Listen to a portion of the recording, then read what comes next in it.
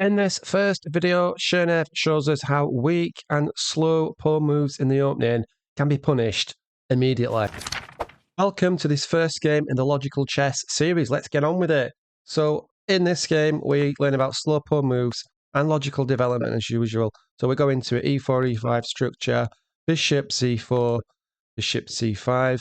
So far, so good. And then this move is a little bit slow. Chernev points out that this square is a natural square for the knight. It's not a losing move, obviously. It's just a little bit slow. White's idea is to play for d4. Therefore, Black plays a really nice move here.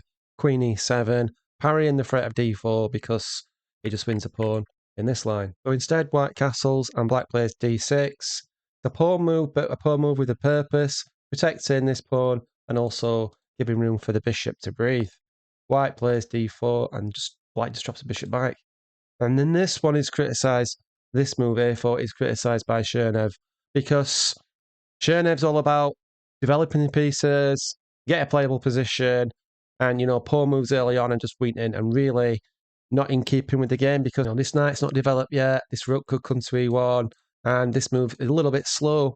So Chernev doesn't like this move. Nevertheless, Black must parry a particular threat because if we don't play a6 in this position, let's say Black just played a logical move, knight f6, then after d5, we get embarrassed because the knight has to drop back to this square or this square, and then the piece is going to be lost. So instead, Black plays a6, and it's not really a loss of time because it's like White's wasted time with this move, so Black has just responded to it's like an equal move. And obviously, Chernev points out that you can't just play blind developing moves when you've got concrete threats in the position. a5, drop the bishop back, and then this move is really hammered by Chernev. He really hates and really points out that these pawn moves in front of a castle king is just creating unnecessary weaknesses. Like, trying to stop this move, but Black probably won't play this move anyway. So it's stopping a move that Black wouldn't play and just creates a permanent weakness. And from this position we had at the start of the video, Black takes advantage and has a go at the king right away. Let's look how he does it. So knight f6, pawn takes, knight takes.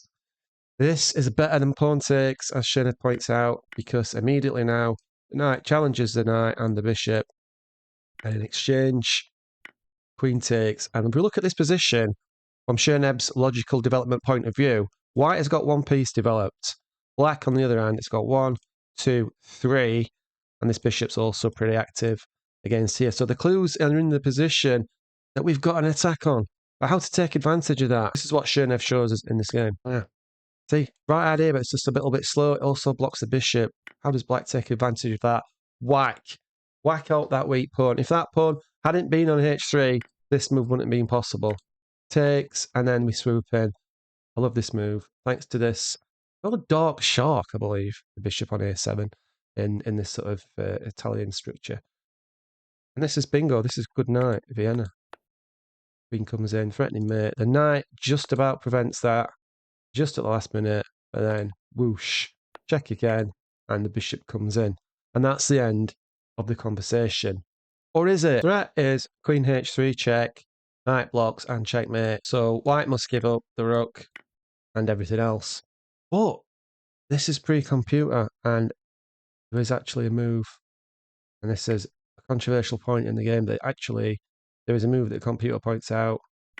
Bishop takes f7 with an equal position. If we take, for example, and we have things like queen d5, and it's not clear. In fact, it looks like a draw. So does this flaw in the analysis at the end of the game one detract from the learning that we get from the actual position? And this is just a quick overview of the game. I will do an extended analysis for some of these videos. What do you think? Is that a limitation of the book, that slight inaccuracy at the end? Or do you think the learning that we get from it outweighs that sort of inaccuracy?